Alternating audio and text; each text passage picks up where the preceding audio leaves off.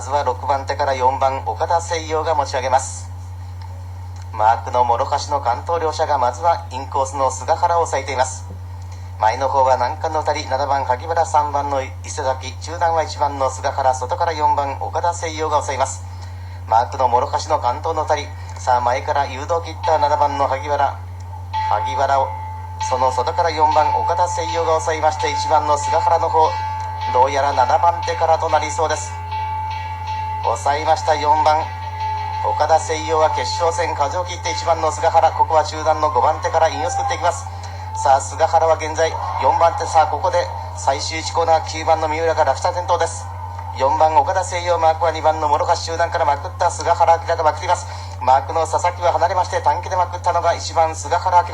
離れながらは2番の諸橋、そして5番は内藤、外の方から迫ったのが7番萩原、6番の佐々木、1番の菅原明、そして2番は諸橋。